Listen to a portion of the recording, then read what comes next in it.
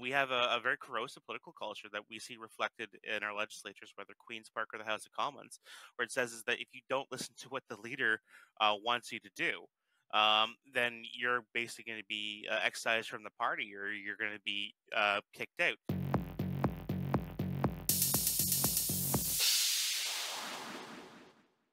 Hello, OneSunnyDay.com podcast. Today, my guest is Kyle Hutton. He is running in the Burlington seat in the upcoming provincial election. Hello, Kyle, and welcome to the program. Thank you very much, Greg. I'm looking forward to being on here today. You can get more information about Kyle at greenburlington.ca. And so I looked through the Green Party's extensive platform. If you wonder what Green Party officials are doing while not in office, they're expanding their 100-page platform document.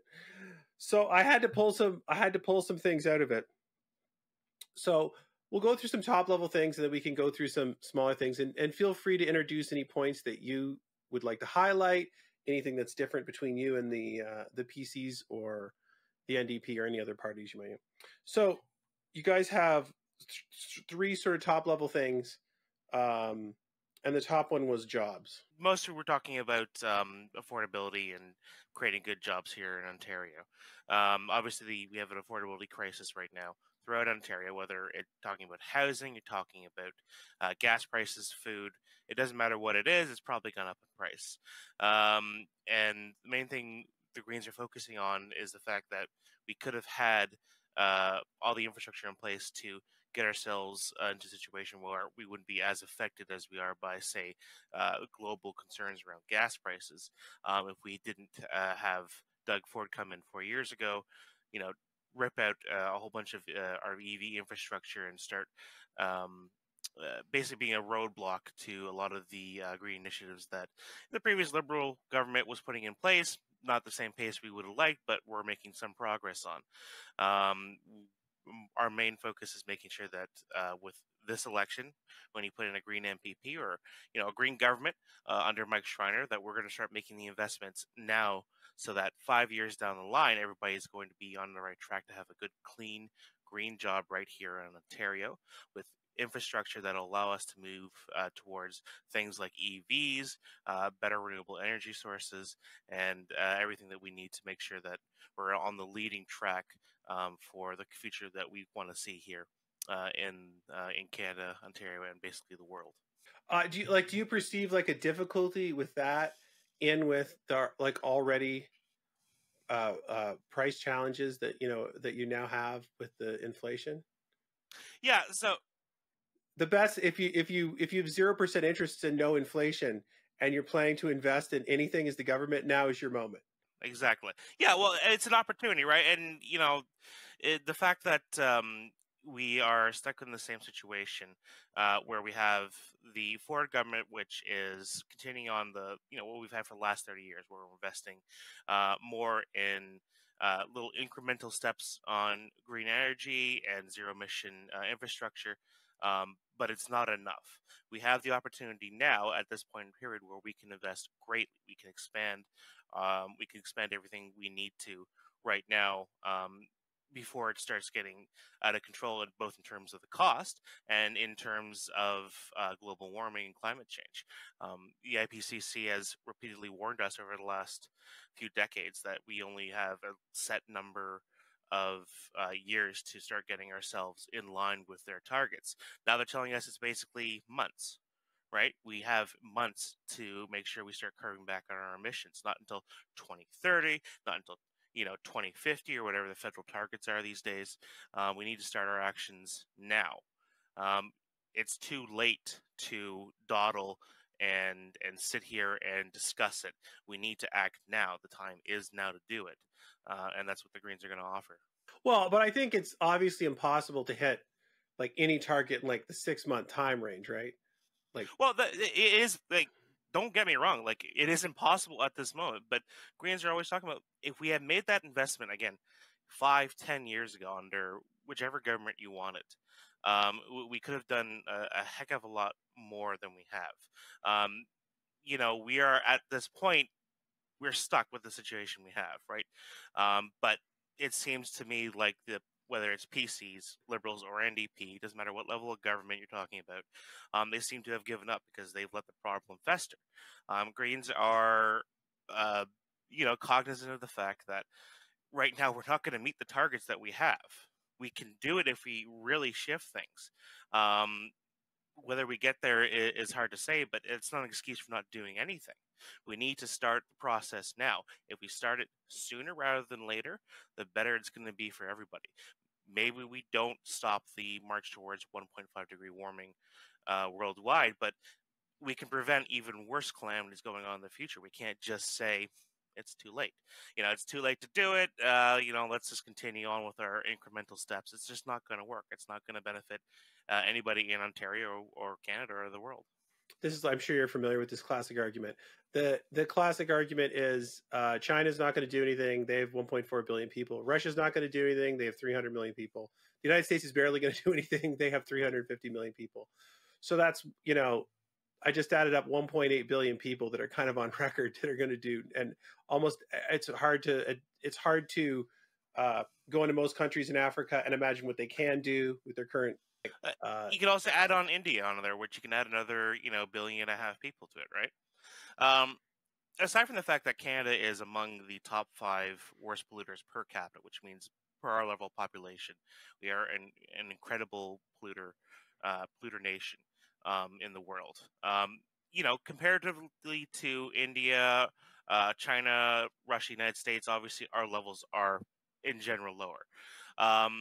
That doesn't mean, again, we don't do anything, but also means that if we want to take climate change seriously, not only does it say that we have to do stuff here at home where we start leading the way with green technologies, but it also means we still have to look at our habits that are encouraging the use of fossil fuels and massive growth in these countries like in China and India, who are producing in their factories all the products that we want. We are the major buyers of all their sources of products coming out of their country. We're the ones that have corporations that go into these countries to set up cheaper labor shops and then export back to the West.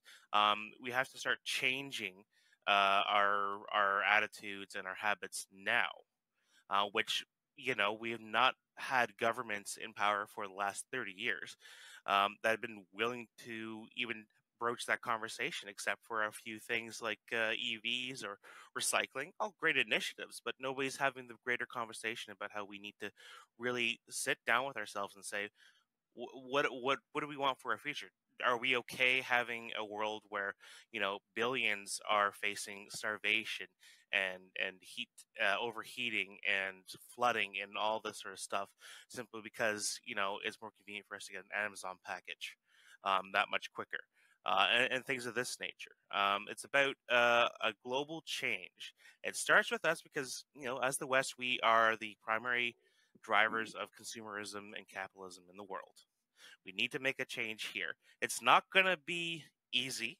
It's not going to be a worldwide movement where everybody's on board 100%.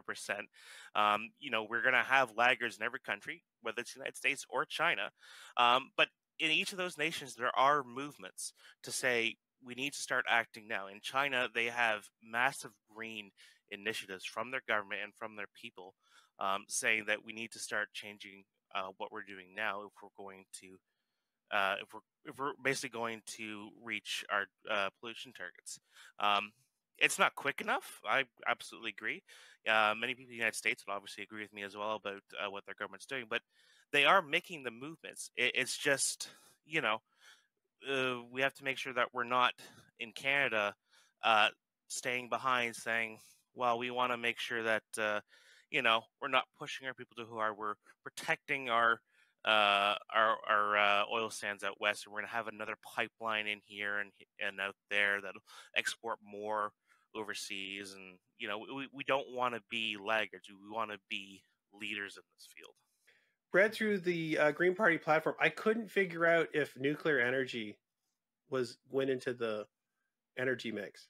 Yeah, so the official Green Party of Ontario position is that we are not pro-nuclear energy. There's a few reasons for that.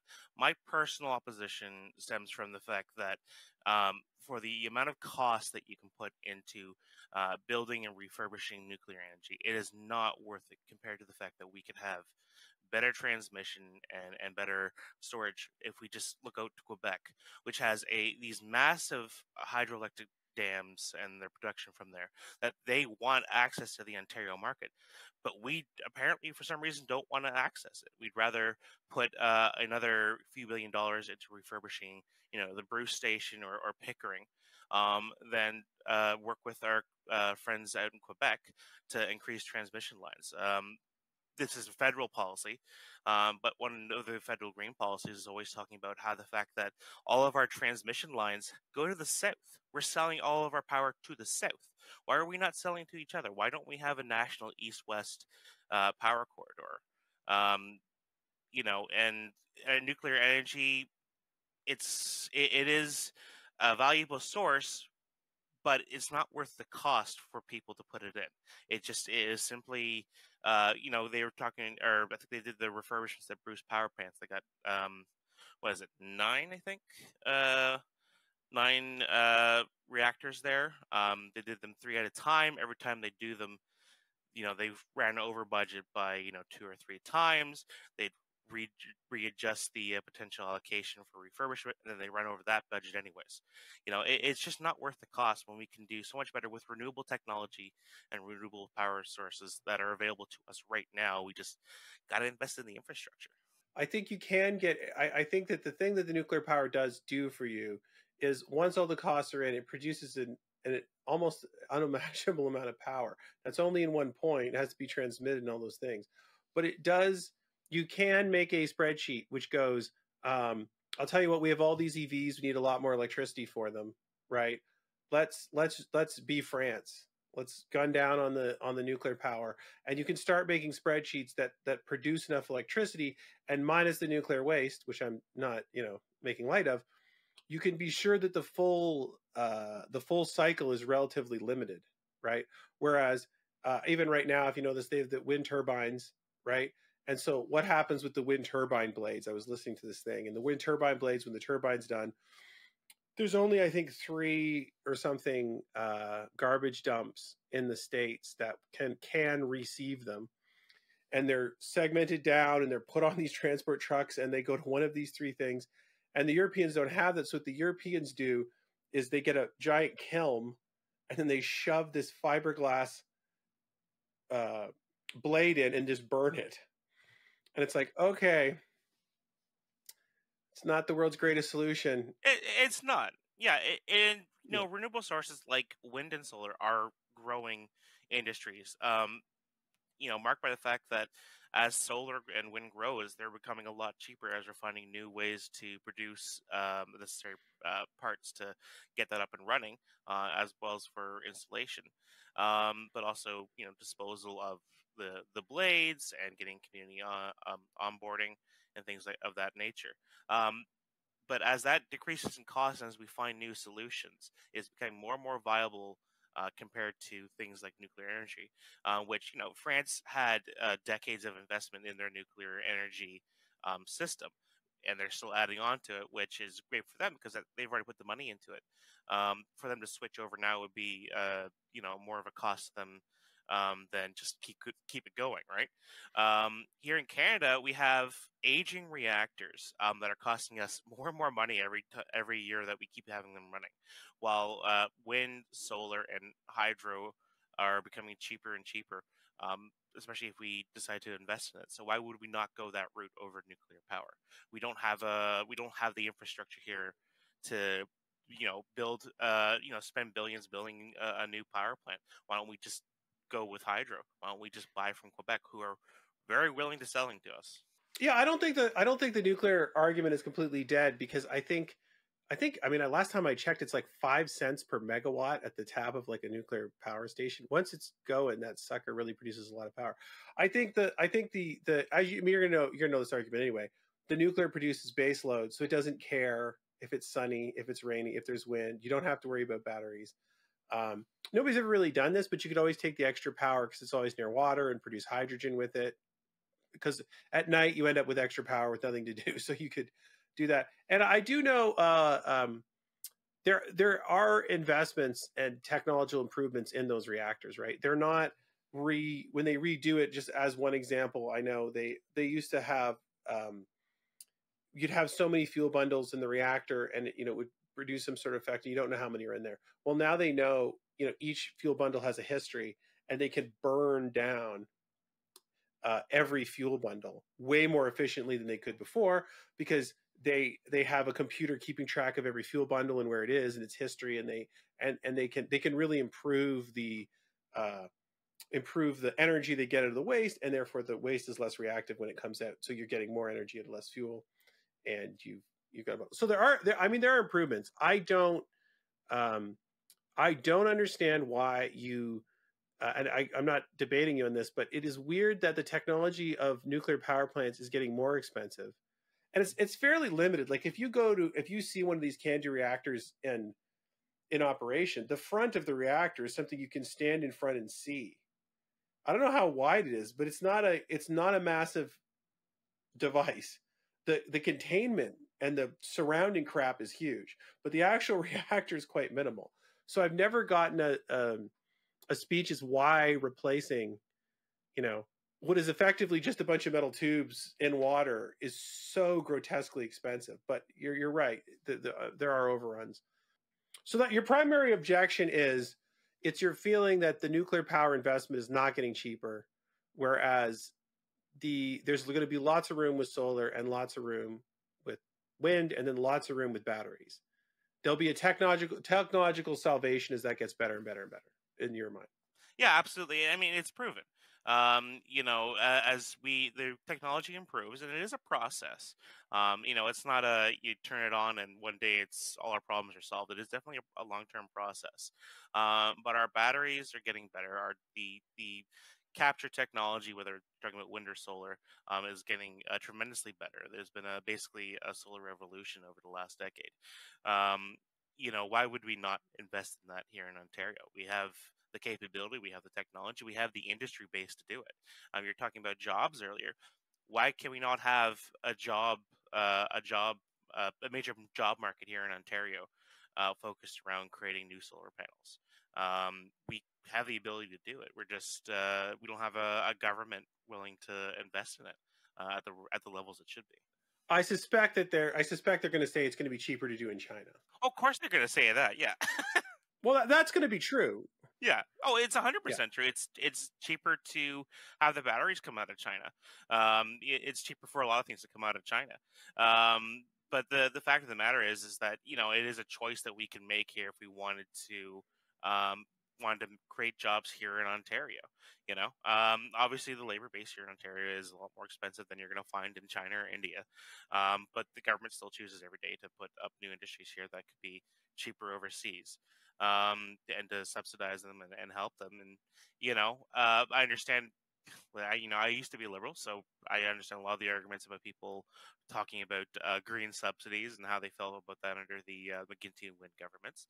Um, but whatever your criticisms of those programs, they were trying to lead the pack. Alongside with other places like BC and Quebec and California.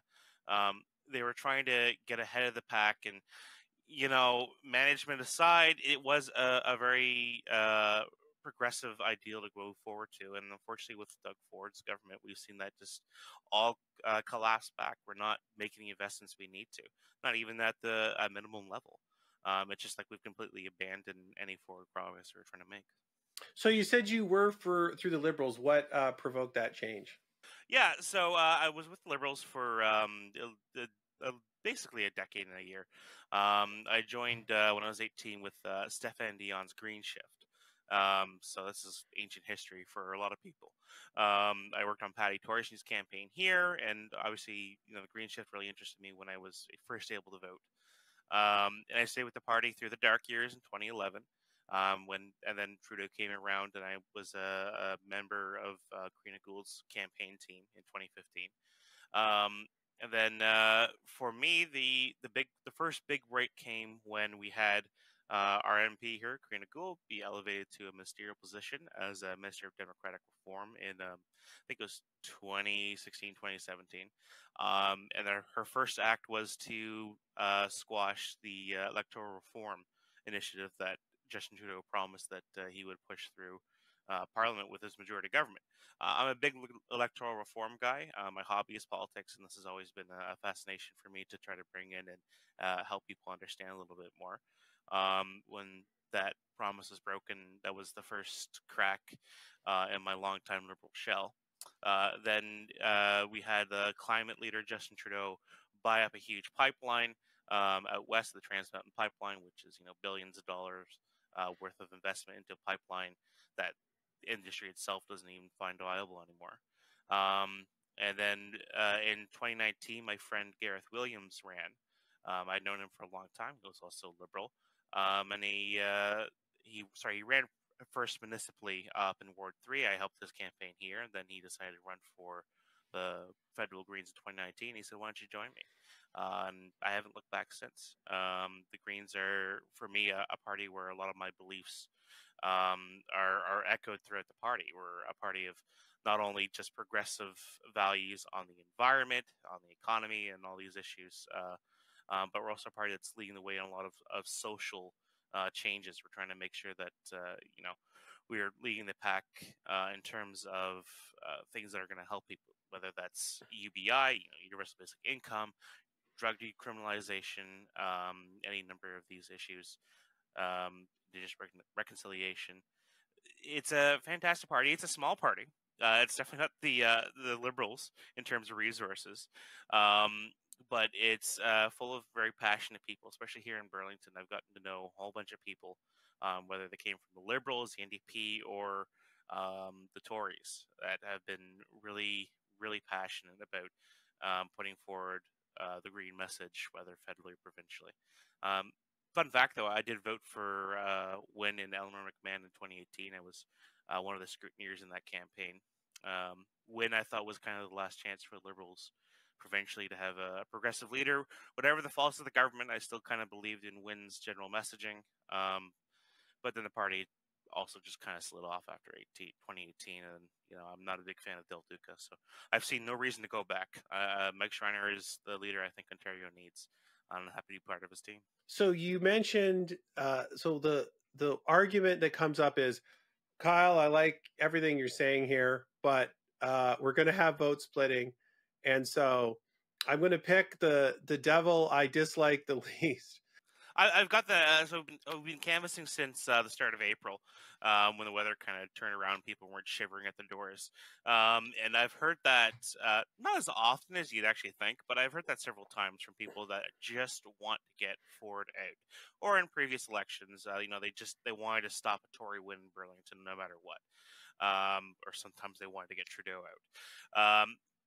My usual approach to that is to say, like, I completely understand not wanting to, I completely understand making sure that your vote goes towards whoever is going to get rid of whatever your boogeyman is. Let's say just Doug Ford. You don't want a Tory MPP back in office. I completely understand that. And if that's your choice, I think all power to you.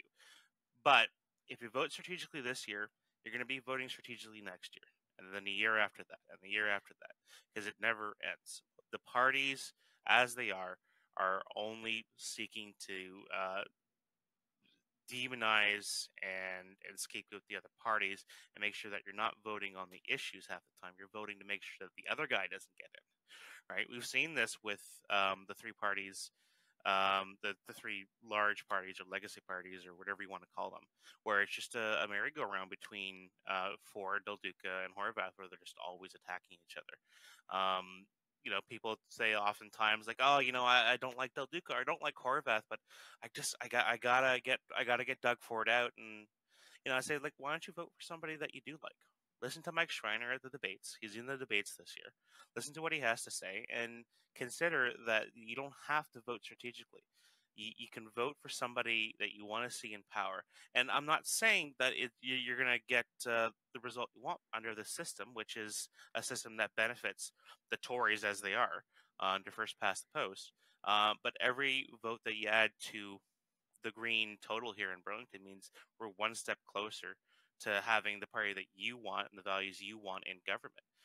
It's a process, and again, if you just want to get Ford out, I understand if you vote for my opponents in the NDP or the Liberals, but I think a lot of people are looking beyond that. They want to make sure that we're set up for a long-term success, and the Greens are the ones looking at a long-term plan for Ontario.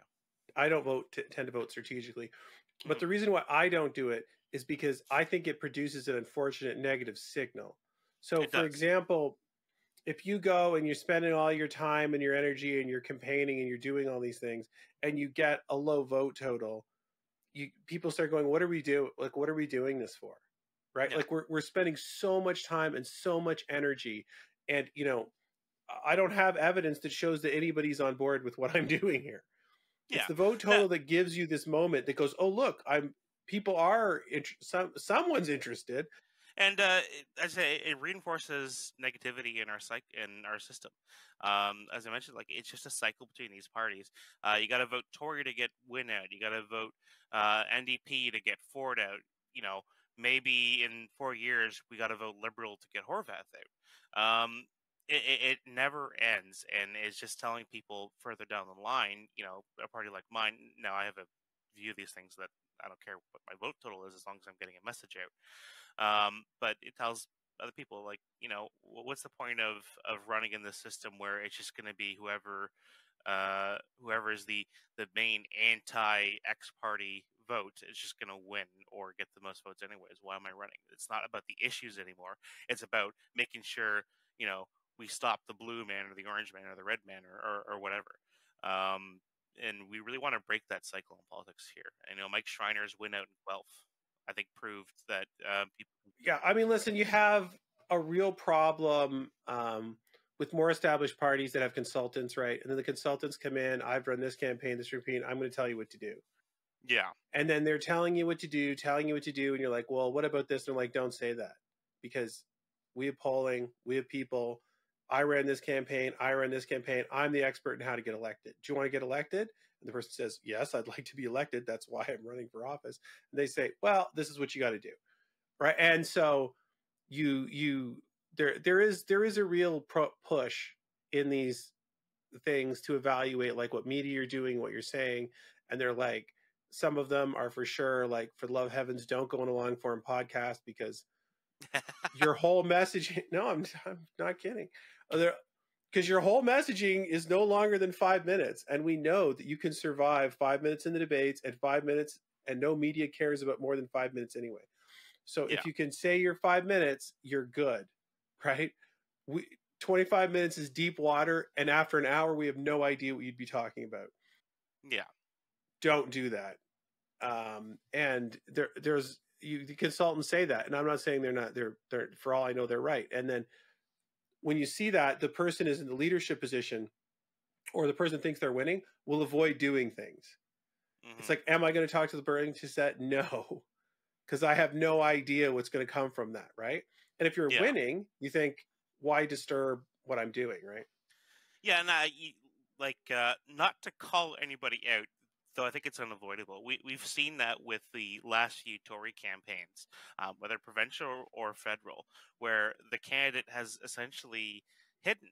And I can only imagine that's at the advice of some of their consultants that they're getting, which are say like, don't engage with local media, don't engage in a long form podcast, don't engage as much as you can. Just go to these debates, go door knocking, and send out mailers and things like this. And I think the consultant class for politics has definitely um, taken over quite a lot of or they've taken a lot of the oxygen out of the room, so to speak. In the Green Party, we definitely have consultants, but because we're a smaller party, we're definitely able to be more independent in our local campaigns, and even compared to what our federal leader does, or sorry, federal leader, our provincial leader does. Mike Schreiner's touring the province right now in his little EV convoy, while we're focusing here in Burlington on just getting out to doors and knocking on many doors as we can. We're not being told from head office, you got to do this, you got to do that.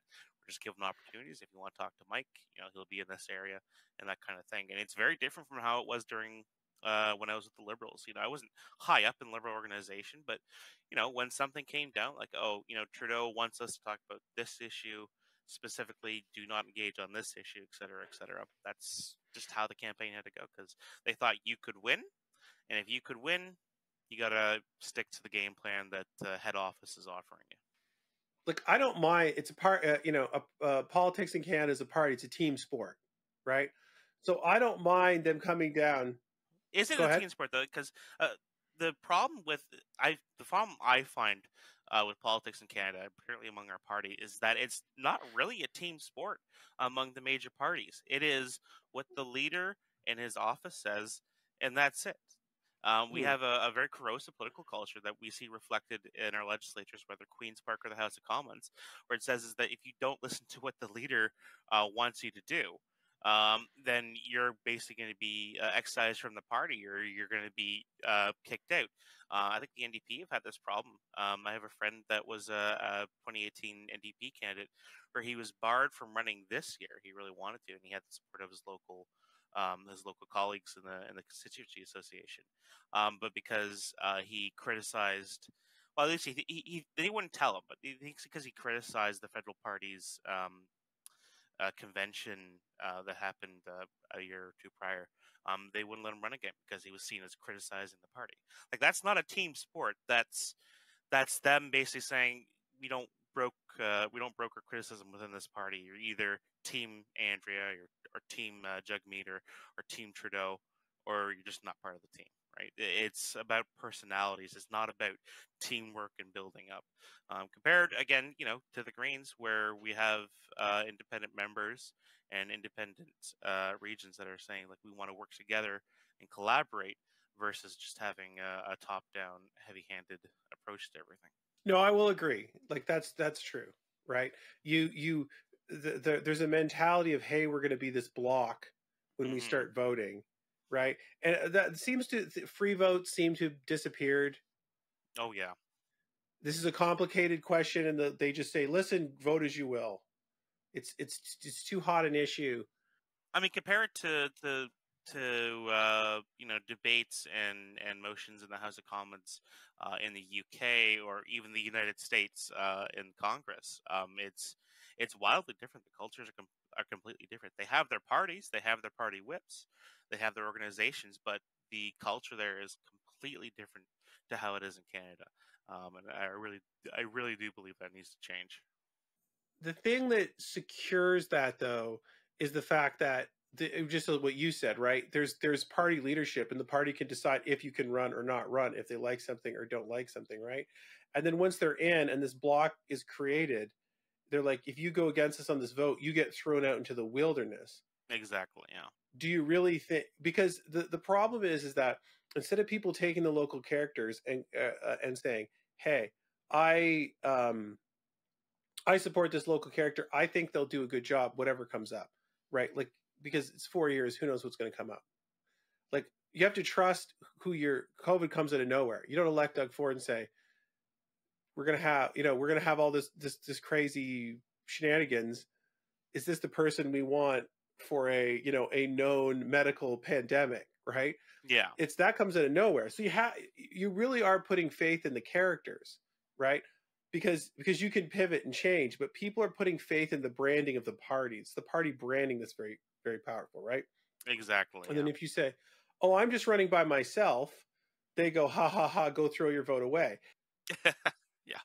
Because people start going, well, if now I elected this independent, what are they going to do in the party thing? Whereas the States has a couple instances where weird independents seem to control everything. They just like Yeah. It's 51, 52, and everyone is there's a couple Democratic characters which they're just taking everything to. Could you please pass this? And they're like, no, it's a passing fancy. I want this, this, and this. You do seem to have a much, much, much tougher time to imagine that there's any way you could possibly be elected as an independent under any scenario in Canada. Oh, 100%.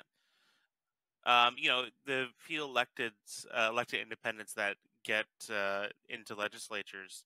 I'm thinking of a more recent one was Jody Wilson-Raybould, who had a very high profile, and was basically given donations from across Canada due to a very public break with the Trudeau Liberals. And then we have, I think last time Ontario had a independent that won was 1995, which was an independent member out in Elgin that left Bob Ray's caucus. Unless you're out in Atlantic Canada, where politics is a little bit different, you have very few independent members across the country, because it is extremely difficult. It's extremely difficult for me as a member of a party, but a smaller party, that to say like I'm going to be an independent member up there, and people are like, well, then what's the point? I had that conversation with somebody who says like, well, the reason I like the parties how they are, I don't want to vote independent or Greens or a smaller party, is because I like to make sure that everybody falls in line and votes a certain way and works as a block. And it's this discussion to have with people, and to say basically you can have collaboration, people working as a block, without having the hammer come down on party members that get elected. You don't have to settle for this. Let's just call it what it is. It's an authoritarian party control system in our legislatures. We can have collaborative politics. We don't have to, we don't have the same system as the states. So I'm glad to say, we don't have to fall into that kind of situation. But we can have a system where we have independent members that wield a lot of influence. Look at the Irish parliamentary system, with its it has so many independents that they start forming blocks to work together in their parliament, because these people are voting for the member there, and they're working together with people. We don't have to settle for the 2.5 party system. There's a lot of things beyond that. It just requires requires a little bit of imagination on the part of Canadians. But when you think about that, is that because the Canadian voting strata is more homogeneously together, right? So every single riding has some conservative, some green, some NDP, some whatever, right? So the problem is, if it wasn't like that, which is going to be worse. Like if some places were just like, we're 100% green, we live by the coast, and the other places like, we want nothing to do with green, we live in the forest, right? Yeah. They voted that way, then you would have the situation where after the election, one party would have 25, one party would have 20, one party would have whatever, right? But because the Canadian electorate is more spread out, which is positive, I like that we're not geographically segmented. That's why you get this, this blowout effect where you can get 25% of the vote and have nothing, even though a quarter of the people voted for you, right? So I appreciate that's the electoral reform concept, where you do more proportional representation, because thus far the current situation is supposed to force the Green and the NDP, the Liberals, together to avoid losing, but it doesn't seem to happen for whatever reason. No, and it doesn't, because we've seen this with Del Duca and Horvath, where they both ruled out having a similar style deal, or at least prior to whatever the results are going to be, they ruled out having a similar style deal to what Trudeau and Jagmeet Singh put together federally, because they want to maximize the number of seats they can get under first past the post. They're not interested in working together, or saying they're working together right now, because it doesn't benefit them, because people can say, well, if you're going to work together, then I can just vote for this other person, right? They want to make sure that they get as many seats as they can and place themselves as the anti-Ford vote, and then maybe we'll see what the results are after the election, which is, again, in contrast to how Green leaders, and especially Mike Schreiner, have approached it, which is to say, listen, we got to work with everybody. Everybody that gets elected to Queen's Park has to play some role in how we govern this province. It's not. It's not. It should not be a competition between different blocks in the House to move around, and then election time they all snap at each other. It should be a collaborative, different kind of government that we put into office, so we can actually work for Ontarians instead of just getting work to re-elect ourselves. It's enough with the style of politics where it's just about personalities. It's about getting stuff done. Listen, in the modern age, it does seem for some unknown reason, you have Twitter, you have YouTube, you have all these potential places, but it does seem to come down to personality, and it does seem to come down to a smearing of someone else. This person is just a bad person. They can't be. Uh, uh, Speaking, if you were a Green Party or an NDP or whatever, an anti, it can't just be that Doug Ford's confused somehow. Yeah. Right, or his priorities are wrong, or he's a fossil, or he's listening to bad people, or he doesn't understand this point. It's got to be he is some kind of evil, Yeah. and then people go off that. And in all fairness, I have met no political character of any stripe that I agree with, disagree with, that I don't think fundamentally this person got involved with politics because they think something's wrong and they think they're going to go fix it. Right, even if you think they're completely wackadoodle and off base, they have in their head something's wrong, and for some reason I have to do something about it because it's kind of irrational. You spend all this time, all this energy. Yeah, exactly. Like, I'm a pretty lefty guy. I disagree vehemently with basically every stance that somebody in the New Blue Party or Bernier's People's Party or whatever the provincial version is going to look like or called. Um, but I do recognize that they're running because they're very passionate about particular issues. They're passionate about what they view as an attack on their freedoms, on their values or whatever. And I realize in that they are running for what they probably think I'm just as crazy as I think they are, they think I'm just out here trying to spend everybody's money, whatever. But the truth is, between us and between every candidate that steps forward, we're all running because we're very passionate about issues and we want to see things get better. That's the key part of that. Everybody wants to see something get better in this province. We have different visions of how that looks like, um, but nobody's getting into politics. At least I hope not. Nobody should be getting into politics simply to collect a paycheck or to put down other people. We got to get into politics in order to say that we want to do something better for our friends, families, and neighbors that in our community. Well, not to put people's words in their mouth, but I have interviewed and talked to these people.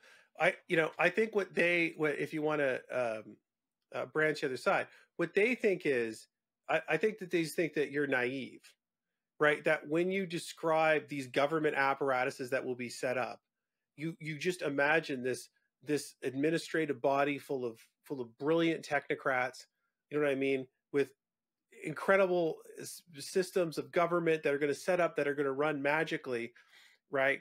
And they think to themselves, no, the magic is with what people want to do. People's impulse and how to live their lives is the true North Star of what is best for them. And every time you get a conflict between what the government wants someone to do and what they want to do, right? The person is right. There's a genius in them that they're optimizing for themselves. And then, I mean, none of them are proposing the end of government or the end of rules or the end of, structuralized government. They're just saying, no, the way you got to solve this is you have to have people optimize their own living conditions, their own situation, and then you have to hit them on if they're introducing an externality that everyone's willing to come and say, you can't put poison in the water. Yeah, I was gonna say, like, I agree with them. Um, regardless of their view, I don't think people in the government are amazing technocrats. We're all human, and people get jobs because sometimes they just want to be paid, and sometimes because they're very passionate about a thing. Having been around politics a long time, I know that a lot of the people that get into government jobs, they are as competent as both their knowledge base as well as the resources they have on hand. And a lot of times, what they run into is kind of a struggle between that. It's also trying to balance everybody's concerns, right? Just to give an example, the concern around taxi industries and the Uber and Lyft and these things. Right. How do you balance that kind of thing, where you have a government, basically a government directed and control, even though they're independent small businesses. Taxis have all their fares basically controlled by municipal governments, right?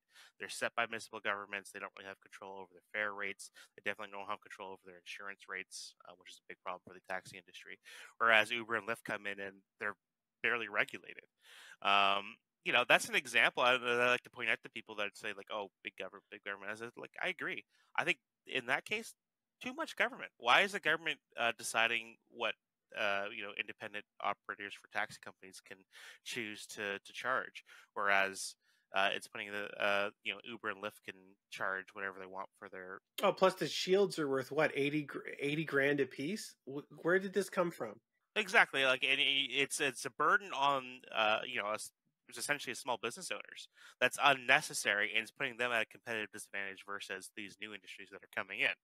Um, I usually point to that and saying like that's a prime example of a government that really should be taking a step back, and obviously regulations around a number of things are important, but it's not being applied fairly, and it's being applied too heavily on what's an older industry. We have a lot of examples of that. We do have a heavy bureaucracy that we need to streamline in this province, but there's a lot of vested interest to keep it how it is and not to reform, because there's a lot of long time you know people in government and in these sectors that say like how it is right now is how keep things stable, which I do understand. But at some point we have to look at it and say, we do need to start reforming how our regulations and how we kind of approach different things throughout the province, because everybody's getting frustrated with government, and I completely understand. Yeah, I mean, on your example, if you went to the Fort Freedom, the sort of left wing, right, they're going to say the free market can't stand up something that no one wants. If no one wants the product, it doesn't exist. But the government can stand up a million things that nobody wants. Is anyone even happy with this $80,000 taxi shield system minus like 5 guys that have them all? Like, how many people are still loving the system? And the taxi versus Uber thing is also kind of unfair, because what Uber is able to do with their electronics is slice out the customers that they really want, right? Exactly. The taxis have to do whatever you say. So if you hop into a taxi and say, "Take me to," if you are in Toronto in the middle of the night, you can hop into a taxi and say, "Take me to Burlington," right? Well, that guy's now in Burlington. There's no way he gets a fare going back, right? Exactly. But he's legislatively controlled to have to do it. He can't tell you to go pound salt, but they can cut out what they want. Same thing. If you're in Northern Burlington, you call a taxi, they have to come. You can pull up the Uber app and it says, "Sorry, nobody wants to Uber up there." So they're able to slice out the most effective set of customers. They're able to ban customers by just taking you off the app, right? Whereas no matter how problematic a customer is, they can call that taxi and there's hell to pay if they don't come. So I thought the taxi thing was kind of ridiculous, because you left all these constraints on the taxis that are paying money, and then you said Uber can do whatever they want, and then everyone sat around mystified as to how Uber, with none of these constraints, just grew and grew and grew, and the taxis are dying out. Really, how is this happening? I mean, like, it's completely obvious how it's happening. Well, exactly, yeah. And it's to me that's an example of government putting its thumbs on the scale, maybe inadvertently. I'm not accusing lobbyists of Uber coming in and taking over the government, but because they're so used to having this power and control over the taxi industry, because that was the only industry in town, they don't really want to relinquish it, even though the owners and the drivers don't. They want to be able to compete, right? That's the thing about we talk about a lot with the free market. Again, it's in this example, it's not really much of a free market, is it? Because one side is burdened with tremendous government control and oversight, and the other side is kind of free to do what they want. That's not a free market. That's thumb down. It's safetyism too, right? So if I'm the person that changes the taxi rules, and then God forbid someone's hurt in a taxi blows up, people come to me and they say, you deregulated the taxi industry and this person got hurt, right? You've changed the rules and this person got hurt. So the decision to disband the administrative body comes to me directly as like a decision path, right? Whereas I can kind of just him and ha, I didn't really create Uber, and it's their responsibility. It's very hard to figure out what to do with the unregulated nature of this gig work. It's tough. I don't know what to do about it, but we'll get your thoughts on it. Two different ways to kind of approach it, right?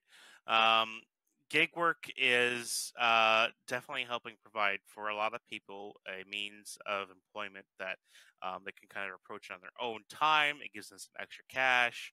A lot of the gig workers that I know, some of my friends and coworkers, they're not. It's not their main job. They go to it when they need some extra cash, and they do whatever they need to do, and then they come out of it, right?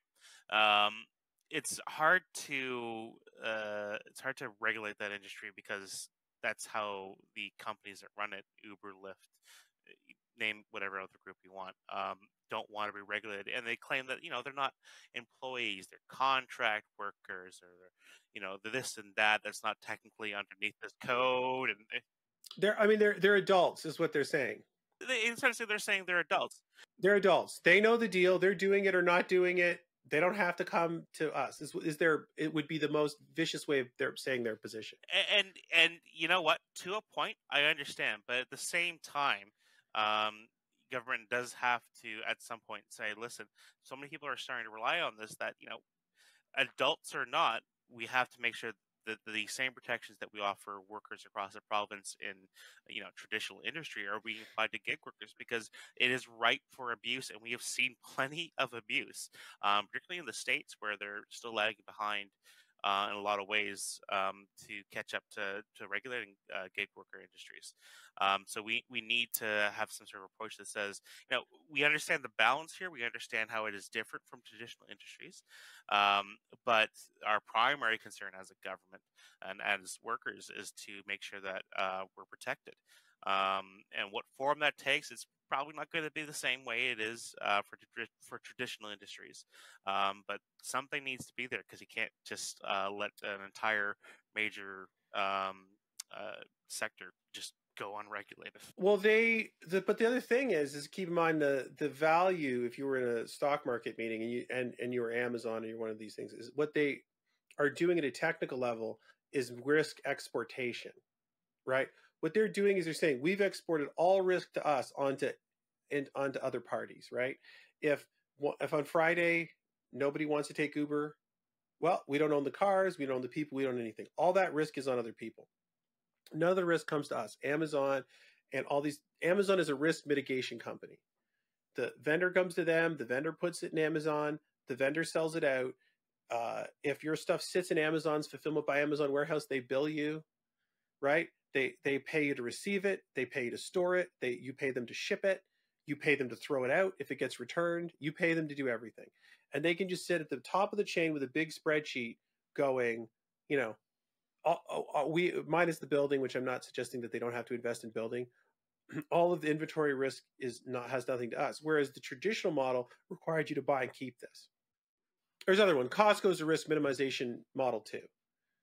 That they only pay for what goes over the scanner. Shoplifting's not on them.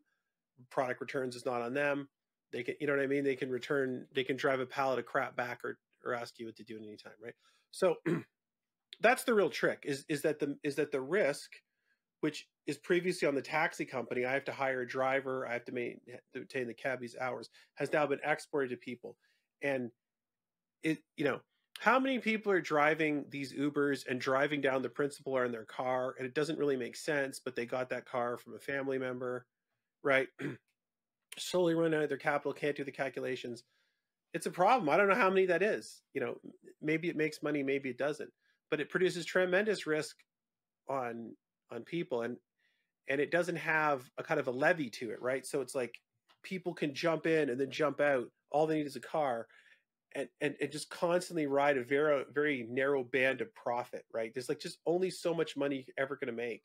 And government approach has to be this, again, we were talking earlier about, government, making sure government isn't too heavy-handed. Again, there has to be a balance of that, but government's role in this role is to say, people need to make sure that they are safe, that they are not being exploited and abused by these companies. We don't have like I understand the issue about risk coming down to them. So the government has to step in and say, like, listen, there is some role for the company to play in making sure that people are not being exploited for their work here. What role, what that exactly takes is going to be dependent on the industry. But we can see this with the rise in unionization of the Amazon warehouses in the states right now, led by Chris Smalls and a whole bunch of other people. Which is, warehouses are obviously a little closer to the traditional model of employment. But it's to say, like, listen, if the government doesn't come in and do something, then the workers are going to organize at some point to get the protections that they need. Um, Nobody wants to be exploited for their labor. And people want to make sure they get a fair value from their company for the work that they're doing and the risks that they're taking on. And running, as you said, this sort of narrow band of profit is not enough for a lot of people. We're living in an affordability crisis, as we said at the top of the podcast here. Nobody can sort of afford to kind of just coast by paycheck to paycheck anymore. It is a dangerous situation where if you have one bad week with your Uber job on the side, and that was what was making sure that you could pay off your hydro or mortgage or whatever. You could be messed up for weeks or months on end. We cannot settle for our we cannot settle for people being forced to live in these kind of situations. It's why we push for the Greens. But this is everywhere, because, for example, if you go in the Amazon model, I know people who are suppliers I do business with, right, that have been fulfilling orders, for 5 years, 10 years, tens of thousands, millions of dollars of products gone through. 3 people complain, and Amazon are like, we're going to cut your account down. These 3 people complain. There's no process to it. It's just that they're pissed. They have some algorithm that pops you out randomly, justified, unjustified. Maybe you are justified. I don't know. But there is no human you can talk to. There is no tribunal. There's nothing. There's just the output of some piece of software. Exactly, and it's this and it's opaque, right? These companies like Amazon, especially Amazon, because again, it's in the news. They purposely make these processes so opaque, so you are left with either just accepting as it is, or trying to engage in a very frustrating process that has very little hope of actually achieving what you want, and it's done on purpose. It's the same reason why companies like Amazon, Uber, and Lyft, they don't want long-term workers that are able to, learn about how the systems work and able to try to argue and work for more benefits and higher wages. They don't encourage long-term workers. They want high turnover, because if you have high turnover, it means you have fresh workers, and the fresh workers don't understand the system as well as the old workers. And if they're gone, well, then you just get a whole new group to kind of. In all fairness, there was this big thing that Amazon wrote that went, at current turn, we will run out of humans in North America that have had it with their warehouse. So they are transitioning, and their robotic systems are not quite as robust as they hoped. It's not quite as quick. So they have one foot in each thing, but they think themselves as disruptors, and they think to themselves, well, this is true. They think to themselves, why are people paying $80 for a sweater that costs $25 because it's at a mall? Forget that. Just put it on Amazon, charge 30. Everybody's happier. We save $30. You can respond. I must say, I did not like Amazon. I didn't do business on Amazon. I was sort of a weird local shopper until the pandemic. And then, I'm inappropriately or appropriately addicted to the service now. I'm just like, why would I go and look for cables in a store? Was I out of my mind? Like, Well, exactly, yeah, and it's especially with the pandemic, it's been an extremely successful business model. It's why Jeff Bezos and these heads of these companies have made you know an incredible amount over the pandemics, while while the rest of our wages kind of go down, because people enjoy the convenience, and it's a very successful business model. But I think a lot of people, and again, this relates back to the unionization push in the states. A lot of people are opening their eyes to the fact that what Amazon and these other companies are doing is It's exploiting workers, right? And people put themselves in the shoes of people like Chris Smalls or many other workers in these Amazon warehouses. I have a friend that works at an Amazon warehouse in Hamilton, and they say, like, this is not fair. If I was in that position, this is not how I want to be treated. Yeah, like, Amazon pays better than a lot of other warehouses. Um, that's fantastic, but when you are not when you're basically run ragged, and you're treated like an expendable worker, it's just soul crushing kind of atmosphere. Yeah, but like, isn't this everywhere now? Don't you call the bank, the cable company, try and get support for your thing, and there's this, I don't know, aura of piss off.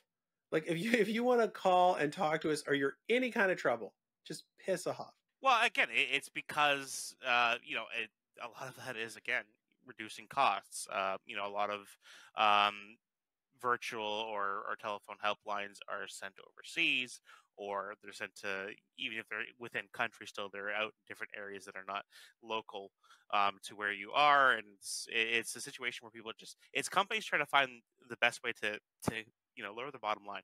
um, they want to make sure that they're paying the cheapest amount possible for their employees so they can reap more profit, because that's how capitalism works, right? And it's led to a situation where, I don't think anybody's happy with the direction we're going. People are losing good jobs here, um, in places like Ontario, where nobody is really to work one of these jobs anymore because the pay is low and it's a crappy job.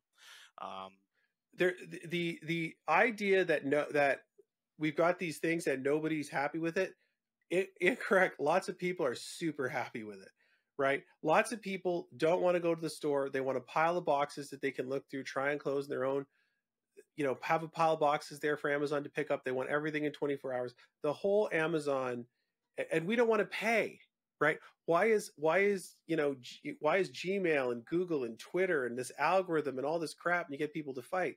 Because if you say, hey, instead of having this advertising algorithm and all this manipulation, if you just pay $10 a month, we'll let you do whatever you want with the Twitter algorithm, and we'll put ads in front of you that make you happy. We go $10, screw it.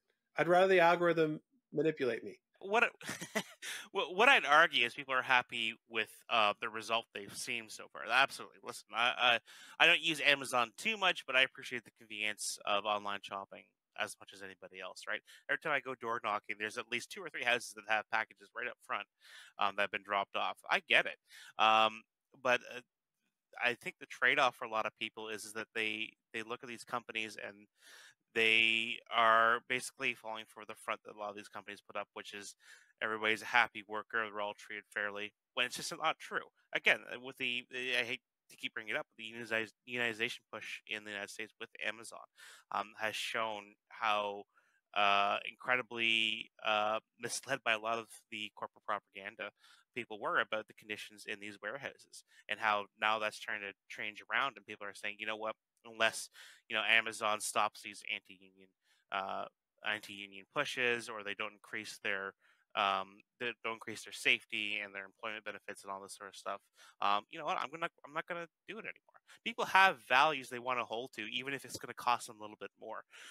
It's just a matter of making sure that people understand what the trade-off is for your convenience versus what's happening to a lot of the people in these industries. Right. And my point is, instead of demonizing people on other end of the spectrum, I think everybody agrees there's a spectrum. I don't want pure laissez-faire capitalism, which you could have. You could have get out, right? You do one thing wrong, there's no worker protections, and there's no severance, and there's no pension, and there's no guarantee you can be fired at cause for any reason. No questions asked would be, sort of a free market dream. And then I don't think on the other end, you know, you want the government telling Amazon what they have to pay a worker or how much it costs to pick up. We don't want the whole thing turned into the taxi system, right? Where you have to get an emblem to be a delivery person, and there's like one guy that controls them all. It costs $25 to get your package delivered. So my point is, with everyone, seems to just be on a spectrum, and I don't think any position on that spectrum denotes evil. It denotes a different set of trade-offs that the person thinks should be made, I'd say. Let's go. So let's go through more of your actual platform.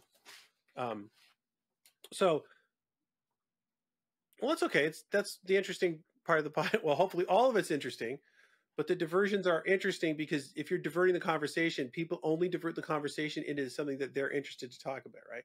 So we get at your interest. So the other element was building livable and affordable communities, and there was a series of strategies laid out. Build inclusive neighborhoods where you work, live, and play was the first strategy. A lot of that's I don't know how familiar people are with these concepts called 50-minute neighborhoods, right? Which is essentially to say, instead of having a situation where everything you need for your daily life is out of reach, you have to take a car or transit to go get it instead of just being able to walk or bike to it. We need to have neighborhoods that are focused around people instead of focused around street corners or intersections or malls or whatever. It's to say that we can have a different style of community building up here.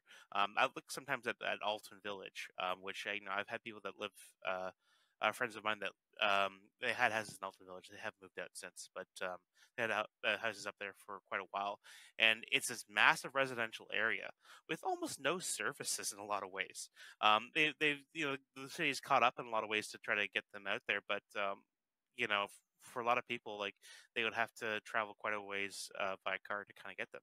If we want to have communities that we're proud to grow up in and we identify with, like how my grandfather always talks about growing up out in Manitoba, and the small communities he kind of grew up in. If we want to have communities like that in the suburbs, we need to rethink how we're actually developing out these communities and where our priorities are. Our priority should not be to have big malls over here with massive parking lots and very little green space. We should have stores inside communities, where people can go and shop where they need to, within walking distance instead of having to get on a bus or drive around. Same with schools, same with all sorts of education, same with essentially every service you need to grow your family in the cities. Oh, listen, I'm on the school point. I like community schools. My kids go to community school. I'm sure it's cheaper to build what I call a power plant school, right? Where it's like got 1,000 elementary kids in it. I'm sure it's cheaper, and I'm sure that it produces lots of flexibility in terms of whatever. But I don't like that. I like community schools. I like the kids go to school in the community. Their friends end up in the community, and it's local to you. Listen, I couldn't agree more. In terms of the necessary for local stores, I'm always on this banjo. The local community, I'm always on this banjo. The one thing that I've seen over the 10 years, because it's actually what engaged me in all of these political issues, was the development in Burlington. And from my 10 years of whatever, the road to hell is paved with good intentions. Yeah. The mixed use that we're all dreaming of, the problem becomes the overarching driver and the what is the deliverable to the developer and to the city planner and to all levels of government is density. That's the driver, right? And so everybody's optimizing for density. And so the problem is, if you want that local store, which right now has 99% car traffic and maybe 1% pedestrian and maybe 1% bus, or 98, that would be that store has got all, is doing well. I talked to every vendor. They're like 99% of people drive here. If you want to change that and say, hey, we're going to have a mixed use thing, I say, okay, well, let's be realistic. We still are going to need to have 90% of the people drive here or 80% of the people drive here. And that's going to mean under this new mix, you need some surface parking. And then you need a way to walk, and you need a little bit of walk to drive too, right? Like we can train people to walk, and there's a store, and then they walk 2 minutes to another store and back to their car. And you need to realize that the current economy of people coming to the store is mostly people in cars. And if you want to phase that out, you have to phase it out slowly. And the new development has to have 80% high grade parking. And they say, well, Greg, the problem with that parking and the problem with that commercial store is that means less people. Your commercial venting for a pizza place runs a shaft up the building. That building is that uses X floor space that we can't charge for. So your commercial vending on a 6th floor building costs 80 grand. We don't want it. Where's the 80 grand coming from? And no one at any level, except in Niagara where they do make them do it occasionally, but they make them do it in sort of new builds, right? So this is why you get, in my mind, the problem is, can we do these things? Sure. Can we retrofit old areas? I have seen no evidence whatsoever of that working on any level. And when I moved to Aldershot, I could walk to a Zellers, I could walk to a Canadian Tire, I could walk to a pizza place, I could walk, there was all of these facilities. Now what we have is apartment buildings, which people keep telling me is increasing the number of people in the area, and therefore stores should come. And Clapston's Corners, they've all been reestablished up there. And I keep hopping. Clapston's Corners, how did you destroy the model? How did you took the model of a Zellers and a Canadian Tire that wasn't as big as they might have liked, right? Drove it out of the community so there'd be more people. Now it's up at Clapston's Corners, which, as I say, has transit so good, may as well be on the moon if you don't have a car. Yeah, exactly. And people keep coming back and saying, no, we're going to do this again and again and again. And I say, listen, the value to your community, when you go someplace, when you're walking someplace, 9 out of 10 times it's a commercial building. The commercial space is the community. It's the pizza place. It's the yogurt place. That's where you are 9 times out of 10 is in a commercial building. They have requirements. They have to have commercial venting. They have to have garbage, and you have to have some high quality parking for these things to work. And I have tried for 10 years to not get it established. So the current developments in zoning and the current mixed use developments are all the retrofit. I've never seen it work once. Grimsby did it by the lake in a field. Have you ever seen Grimsby by the lake? No, I have not. Yeah, well, it's got more cute little businesses in it than we have on the entire that we've ingested in the entire strip. And all of the things that people are going to are in the old strip malls. And they're all set to be redeveloped into 6th floor, 8th floor buildings. And I did have one conversation, but I was in a meeting with the deputy city manager, with another guy, and we were hammering them on, after you're done these, after you're done your new zoning, your remake of the community, you're going to have more congestion, less trees, less businesses. And they just sort of said, yeah, but there's going to be more people. Yeah. And subdividing the franchise is fine by us, because there is no metric for can they walk to the bar. There is no metric for, these things. Our deliverable is more people. And the province and all of the structures, every party has this idea, hey, Burlington's going to sustainably grow forever. As if these two ideas are even linguistically possible. Yeah. No, the green approach to a lot of this is to say, well, it's a very complicated subject, and I'm sure we can talk very long about it. I think the main point to say is, what the mayor and the council often says is Burlington is Hutton is slated to grow by 500,000 people or whatever it is. We need to accommodate that growth no matter what, and that's why you get this this rule of thumb about that it's always about density. We always have to have density. More people equals good, without necessarily considering what's going in to help those people actually live in this community, instead of just having a home or a house here and then leaving to go shop elsewhere at Clapson's Corner or whatever. And it's definitely about the fact that our projections are always saying we're just going to grow infinitely. It's the line will always go up, and that's good. Line going up is good. Greens are saying a lot of times is like, listen, sometimes communities, especially if we want to freeze urban boundaries like Greens and our communities are proposing because we want to save our farmland. Sometimes we got to say, like, we understand there's going to be growth, but we have to have a way to make sure that if that growth is hot or cold, we need to make sure that we can kind of control what we're doing so we can build the necessary type of neighborhoods that we want to make sure that people that are coming here are able to actually live here, live, play, whatever you want to say, in our community, instead of just having a place where they rest their head at night. But the province is mandating these things. The province again treats us as children of the province. Municipalities don't have control over their growth targets. They're just told what they need to do, and God forbid if you don't do it, right? Because then the province will just come in with the tribunals and the MZOs and just say, you know, we're just going to do that here, and you don't really have much of a say over it. Better luck next time. A lot of that has to change. And, you know, I understand in conversations with a lot of people, you know, they say that, you know, they're tired of having these arguments over development. They appreciate Doug Ford's approach to say like, oh, we're gonna build here, and you guys can't complain about it because they view, you know, either local communities or municipalities as stopgaps. And I always say like, listen, I understand the frustrations with that, but it is they're upset because they don't think they can accommodate people to live here in a manner that is, you know, the same way that they kind of grew up in the city.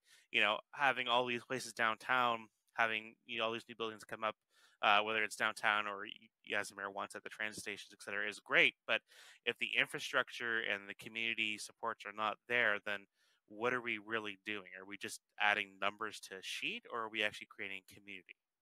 And a lot of times people say like, "Oh yeah, I get that."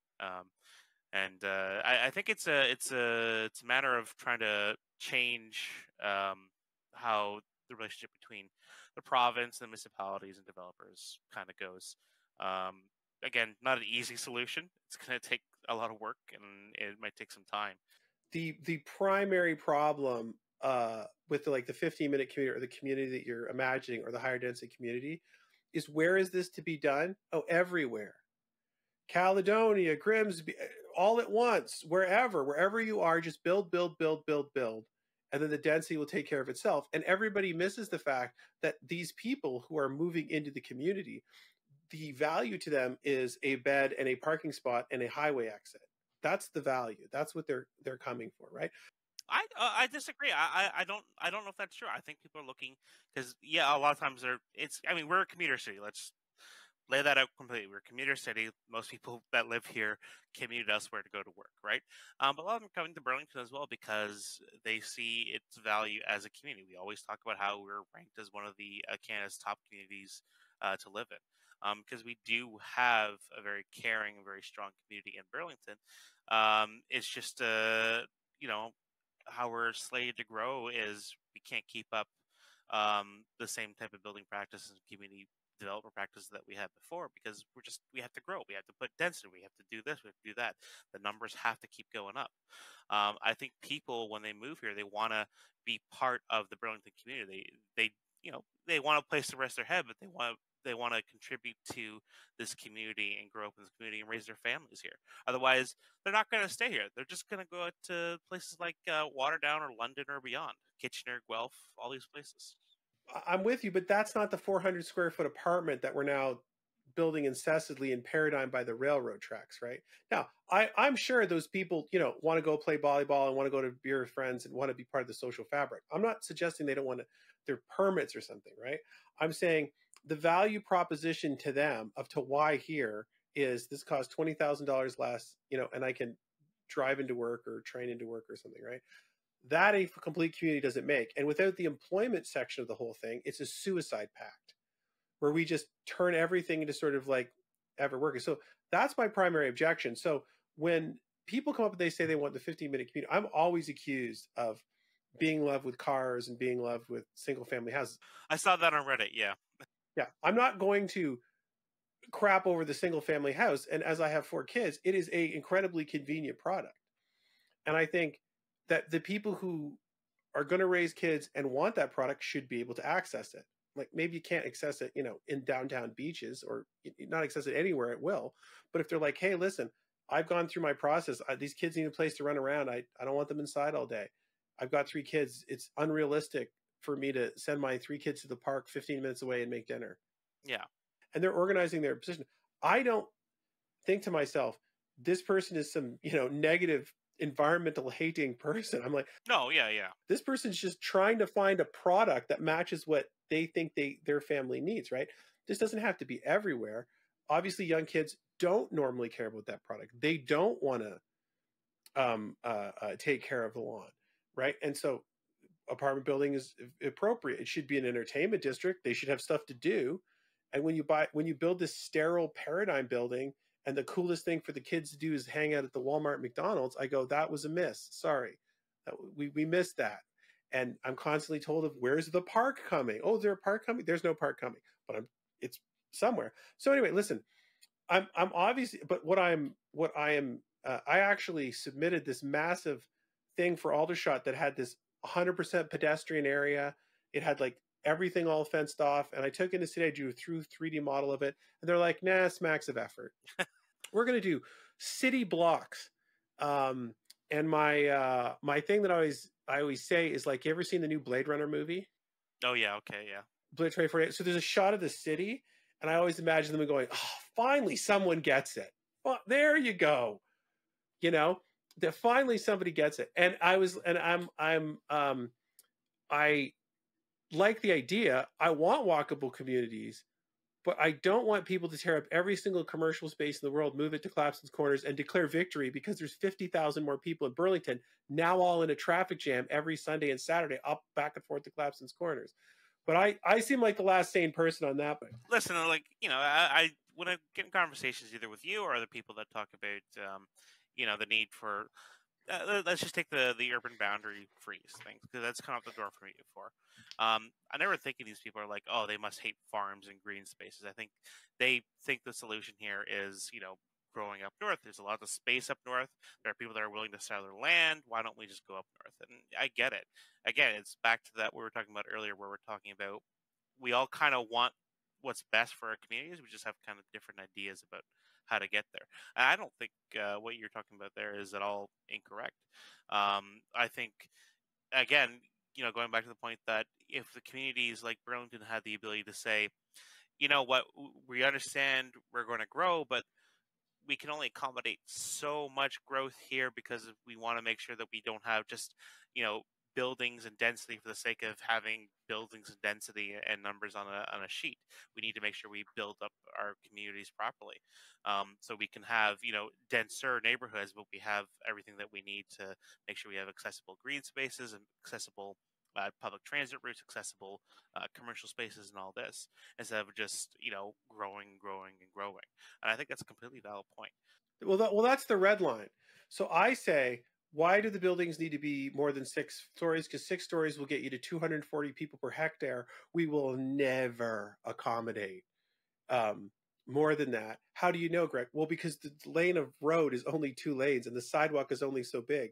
And even if you imagine non-North American amounts of biking, you can start imagining the number of bikes and the transit capacity, and you go, the problem is previous generations laid out Burlington very accurately for the number of people that would live in a huge sprawling subdivision, and they put in the right number of east-west roads. They were not idiots.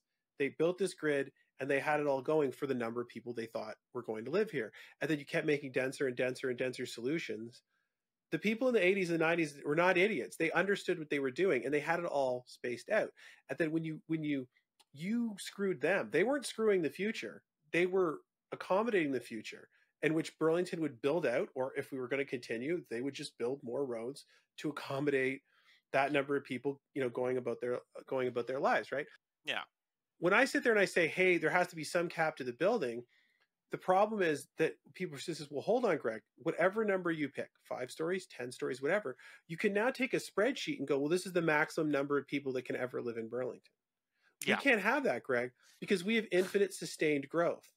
Yeah. And I'm like, the fact that you said that to me makes me believe you don't know what the word sustainable means, or you don't know what the word growth means. Yeah, it gets back to the point, like, the province tells you you need to grow by X amount or whatever per year, and you don't have a choice. Communities should have that choice. Communities understand the need to grow. Communities don't want to be stagnant or lose citizens. Obviously, municipalities don't want to, because that loses the tax bases. But they need to, in order for them to accommodate this growth, we need to have the ability for the municipalities to say, slow down. We need to plan this out correctly. We need to make sure we're not going to overburden our roads and our commercials. Yeah, I don't think they can either.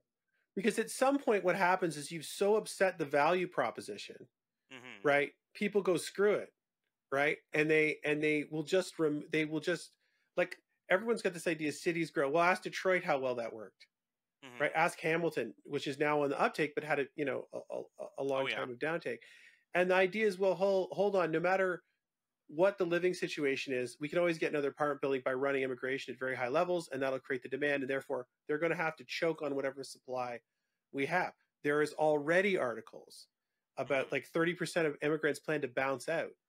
Because once they get their foot established, they're like, a apartment costs 340,000 Canadian dollars for 400 square feet. Well, that's Yeah. competitive from where I came from. I'm not coming here to duplicate the living conditions I had with my family and Hmm. maybe native language and maybe culture and all my friends growing up. I'm coming here to improve my position. This is not improving my position.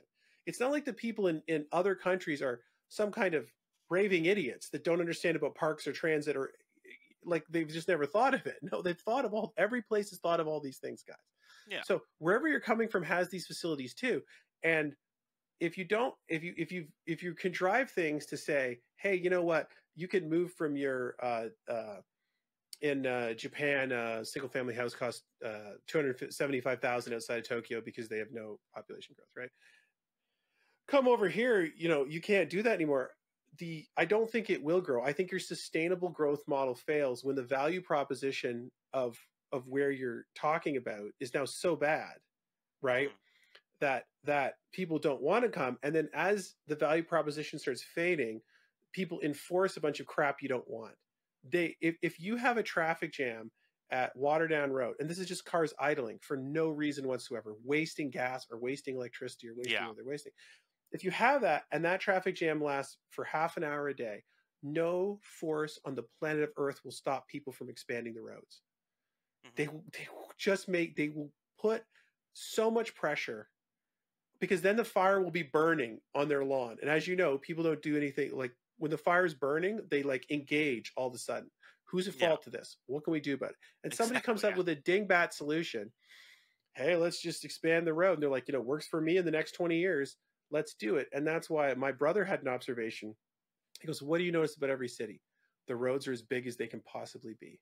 Hmm. The roads expanded until there was a door and the most narrow strip of payment. I'm sure you can go around Hamilton, these other cities, and you're like, who approved this? Yeah. There was a meeting in which somebody said, we're going to expand the road, and there's going to be 4 feet between the front door of your restaurant and instantaneous death. And why did nobody go, well, you're out of your mind? This is a terrible urban design. There's no Yeah. trees anymore. There's nothing. And I assume the reason why it got approved, I don't know this, but it got approved because there was another 100 people saying, there's a traffic jam. No one can get to my business. Oh, 100%. Yeah. And they're like, this is what we have to do. Um, and so that's my fear. I don't think it will expand unless you keep doing a good job. The line is meaningless. People just won't come, and they'll go to somewhere that does meet their needs. So that's my fear on that point. And just to have one thing, the NDP specifically said, or we're going to remove what they call exclusionary zoning, which is sort of a fancy new woke speak for, we're going to remove the zoning protection that a single family house has. To some level, in all fairness, he was nuanced on it, but whatever level it is, I pushed back. I was like, turning a house with a driveway and 2 cars into a house in the middle of suburbs with 2 driveways and 4 cars that's now a duplex, I do not see what you've achieved there. You've now achieved more cars that can't possibly be sustained in our community. You know what I mean? You have to flip the script into a real mixed use, real employment integrated with integrated mass transit that young people are excited to live in. That is, to me, how you can possibly um, increase the density. But we'll go to your. You sort of hit the power of local communities. Yeah. What do you think are the most important things in the platform? Uh, so just to reiterate, so what you've got there, our full platform is not released as of yet. These are policy points that have been brought forward by Mike over the last few months. So again, it's the housing plan, the climate plan, obviously, and our mental health care plan. So of those that have been brought forward so far, I think for me, the housing plan is pretty key. I am I'm a low income worker here in Burlington. I grew up in the city. Um, I'm barely able to kind of afford where I live right now. Right, it's very difficult for me to get by paying what I do, and I have all my family's in the city. I have an uncle who has mental health needs that preclude him from working. Um, he has a single room, I think, what is it called? Studio apartment. It's one room and a bathroom, with a little kitchen right inside there. And he pays $1,300 a month or sorry, $1,200 a month for it. Without the fact that my grandfather helps him stay there, he couldn't afford to live in the city with the rest of his family. It would be impossible for him to stay here in Burlington, where he grew up in Halton region as well. Um, Tackling affordability, especially in housing, and then also, of course, with gas and groceries and everything, is extremely important to me, and I think it's the issue for this election. Greens are about the environment. I am very much in favor of our green climate plan, and I promote it every chance I get, as well as our expansion to mental health care and healthcare in general in this province. But I think everybody is feeling the pinch, and they really want somebody that's going to promote long term and new solutions to these same problems we've been dealing with and leading up to for the last 30 years. When the full platform releases, which should be next week, there's going to be a bunch of other things in there. My favorite will, of course, be probably electoral reform and fixing the relationship between the province and the cities. But for me, it's mostly housing affordability that is really the reason why I'm running in this election. I want to make sure that. But you're working across purposes. I mean, you would agree that if I say, "Hey, I'm taking," you know what, we're at Highway 407. I'm willing to now let developers come with applications. I'm going to go 407 line plus 10 miles. Go. The whole dream of Burlington will spring up again. We're going to like. I don't like that community because I don't like the density that cuts down all the trees. I would like a density that preserves the trees. If you made the ultimate community for me, you would not know it was there from space. Yeah, okay. No, I mean, people would be so spread out in it. It would be the reverse of what you're saying. It would be so spread out that you couldn't even detect people were there. Personally, I would love that because I love we used to have a cottage up north that I loved being to because it was so far away from other people and you could be by yourself, which I get. But it is balancing the needs of where people we need to grow as a city. We're going to have to grow as a city if we continue with the province and the rules around it as it is. So we have to accommodate the best that we can, right? And we need to make sure that as we're growing, we are maintaining affordable rates for new families to come in here. For the people that are currently here, they don't get, um, you know, basically priced out of our apartments or rent evicted or any of these other number of things. But but the ugly thing is the cheapest per square foot unit building is the townhouse. It's like, this is pre-COVID, but it's like $175 a square foot. Yeah. A townhouse is the cheapest way you can produce square footage. Yard in the back, no complaints. Like the townhouse, no problem there. Long term, it becomes troubling because maybe your neighbor is not keeping up their townhouse, but it's livable. It's a workable model. When you start going to super high concrete buildings, none of the buildings proposed in Burlington downtown have anything to do with affordability at all. Oh, 100% no. Prestige buildings with super views that cost $650 a square foot for the incredible amounts of concrete and rebar that build these buildings. Oh yeah. If you're after affordability, the 60-floor buildings are not producing affordability. What they're producing is fantastic views for extremely rich people who don't want their single family hmm house anymore. Yeah, I 100% agree. I think, and that is again because we have a province that for the last however many years, essentially all the development has been led by developers that want a nice, pretty view of Lake Ontario instead of building up where it might make sense around the transit centers. Why don't we have more zoning for duplexes and triplexes and townhomes in Burlington instead of these huge high rises coming in downtown? I get all that. I don't want a concrete jungle. Listen, I love seeing the pretty cityscape from afar for downtown Toronto, but going down there is a complete mess. It is just high rises everywhere. And it doesn't seem like people are any happier with their living conditions down there. Just because you mentioned it, this is the thing. There is actually a Health Canada study on happiness is based on where they live. Yeah. People are not going to like this, but I'm just telling you the truth of it. The study, I'll email it or link it if people doubt me. Where are people most happy? They're most happy in the suburbs if they can commute downtown, because the theory goes they don't really know; they're just speculating. They can access the economic value of the city, so they have a lot of wealth, but they're not sitting in a smogful, stressful environment because once they get home, they can relax.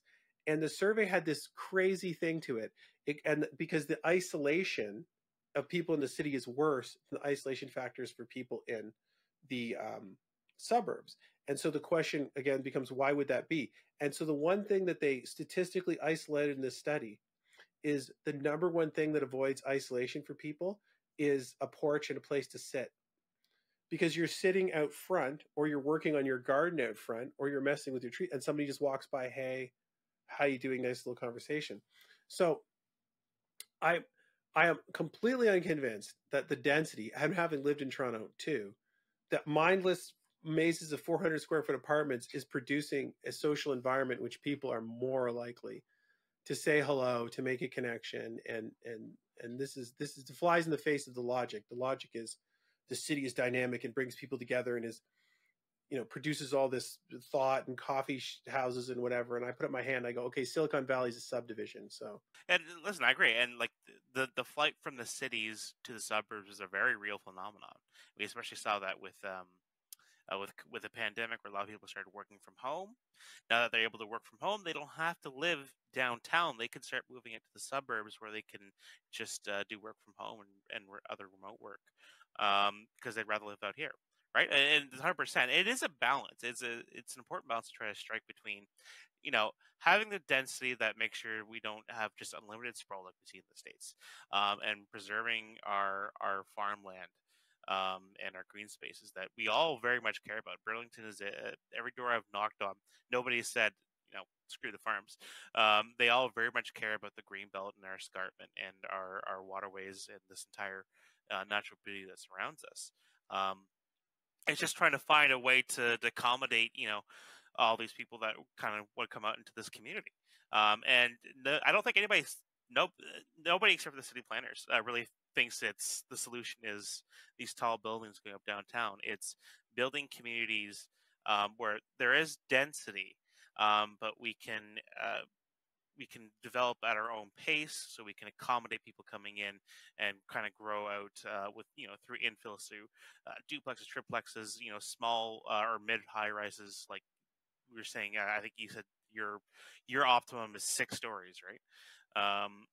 Buildings like that, we can do that. It is possible to do if we just have the ability to control our growth. The trouble though is that it's not only growth, but it's growth that's somehow energy free.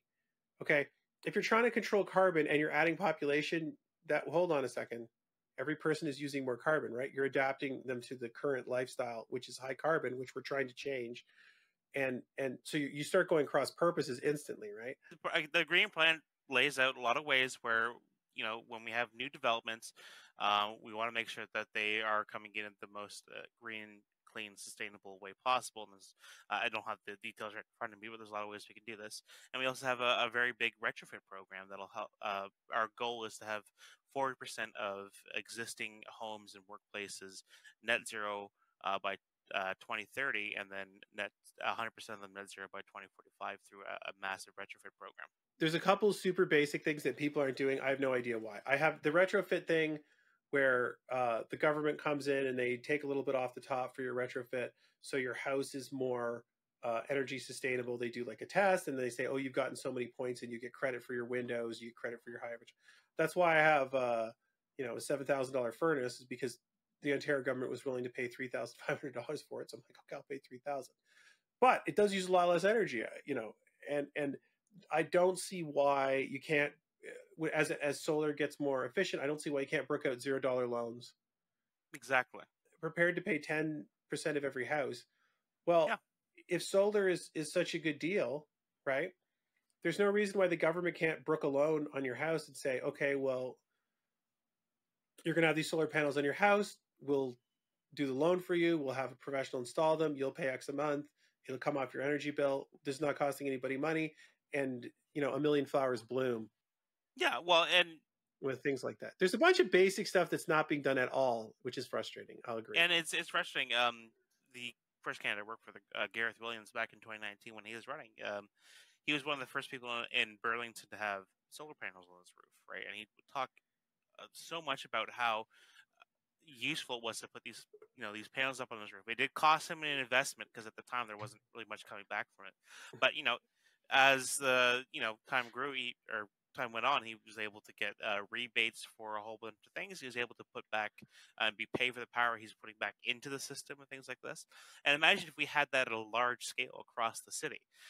We could do it if the government was willing to, as he said, start covering some of these costs, making loans and trying to help people retrofit their homes. And that's part of the green plan. We want to make sure that as we head into this sort of next step of climate mitigation and stopping warming, we help people not only just we don't just encourage them to make the choices like recycling or to shoulder on the burden of getting an EV yourself and putting in the charging station. We want to help them actually do that. We want to help them get to the situation where they're able to make this investment themselves, because the government's going to come here and say, like, listen, this benefits everybody. We'll make an investment in you and in your neighbors and everything, and we'll grow from there. And it's going to snowball out into a situation where everybody's going to live a lot cleaner and more sustainable lives going forward. The thing is, no matter how conservative let's say you're conservative and you're like worried about the cost of cars and all these things. Okay, the fossil fuel car is putting out a lot of pollution in the local environment that you're breathing. You want everybody to drive an EV car. It doesn't matter if you're in the city, country, whatever. There's no upside to your health having fossil fuel vehicles around, and they also have brakes, and the brakes produce dust, and that's very harmful for you to be inhaling too. There's no upside to it. The only problem is that you have to make sure, to me, I'm like, the cost transition has to be slow enough that people aren't screwed. The minute you screw people and reduce their life, I'm like, reduce the possible range of their life and their choices, then I put my hand up and go, less excited about your plan than I was a second ago. Any change comes with the risk that some people are going to greatly benefit. Even most people will benefit from this. Some people are going to have to are faced with a choice that will reduce what they view as part of their quality of life. And the goal is, again, it's a balance to try to sort that out. We have a goal in mind. How do you reach there with as minimal disruption as possible? Especially with EVs, as you mentioned, everybody should be on board, and I think most people basically are on board with having electric vehicles, especially in the cities, right? I understand, obviously, long haul drivers, truck drivers, etc. There is a role for fossil fuel vehicles in terms of distance and everything. Though, again, as the technology progresses, more and more we're going to see that might start to change. But there's a prohibitive cost measure. There is, if you wanted to have an EV in this city, you need to either be very lucky and have, let's say you live in a condo, have a condo board that's willing to shoulder the cost of putting in the EV chargers in your shared parking garage or whatever, or you need to shoulder that cost yourself. And it is expensive, especially if you want something more than what they call the trickle charger, right? Which is where you plug it into an outlet and it takes a day and a half. I just read an article about someone who was complaining that their local, so they said whatever service they're on, right? They said, oh, I need to expand the server because I want a level 3 charger because it takes a day and a half to charge this car. And they said, we the hydro company will refuse to increase your service because if everyone on the street made that request simultaneously, we would be unable to accommodate it. And because if 60 people did it simultaneously, we can't accommodate it. We refuse to accommodate it for you. I'm like, 60 people are not going to ask tomorrow. I don't quite understand. Well, exactly, right. And I understand, like, they're looking out to make sure that everybody has the capacity. We don't have brownouts or whatever the people say. I understand that argument, but like, as you said, like, tomorrow not everybody's going to get a level 3 charge and demand upon their place. Even if that was the case and there was a huge boom in demand for chargers, if we had just a public facility where we have level 3 chargers in the area that the hydro companies can better accommodate in terms of power transmission and everything. We still don't have that in Burlington. We have a few stations here and there. I don't think most of them. I don't think are any of them level 3. Actually, I don't know. There's a lot of chargers in Mapleview, but I don't know. But it's not very much, and it's inconvenient for a lot of people. Yeah, and Inwood is insanely stupid. The Tesla chargers only charge Teslas. Yeah, well, I don't get me started on that. As much as I'm for the free market, Elon Musk, and all these things, you're making an example where everyone has to say, we don't need 15 charging standards, okay? So talk amongst yourselves, boys, or I'm just going to pick one of them, boys or girls, whatever.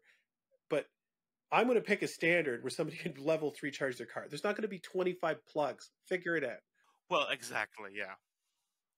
I think not to harp too much on it, but I think the fact that Tesla is proprietary for these chargers is easily one of the biggest reasons why people were like, yeah, but the only charger in my area is a Tesla charger, and I can't afford a Tesla, so why would I get an EV? What's the point? I don't have the infrastructure here with me, and I get that, and it's very ridiculous to me. I don't know why. I'm pretty sure the number one seller, I was listening to an old interview with, I think hopefully not the illegal, but the guy got arrested, the old head of Nissan. And they kept saying, Tesla's the number one electric vehicle. He's like, no, we are. He kept correcting them every time. He's like, no, we sell more electric cars than anyone else. We sell the little Leafs all over the freaking place. You're just not aware of it because you're like the status symbol of the Tesla. But if you actually went, like, who's buying these things? It's not people who've listen, a $90,000 SUV, that it's very impressive that you made it. It's not a solution for the average bear. No, yeah. And so I grant you the economy of scales, and I grant you the other things, but my point is, where you get certain points where you get conflict between people who want individual choice or whatever, and they're worried about the government thing, and the government's going to come in and like the fear people would have, and I don't think it's completely unfounded, that the EV transition is really about sort of this weird like elite thing where, okay, well, the rich people get the EVs, then we ban the normal cars. Good news, lots of people that have no choice but to ride on our bus, like it or not, and ride on our train, like it or not. And so people are like, check, please. I've heard that argument before, and I just, when I'm talking to somebody, I'll be like, look at me, I am not an elite. I drive a V6 Mitsubishi with a manual transmission, manual gear shift. I don't have an electric vehicle because I can't personally afford one. My car I got from my mother.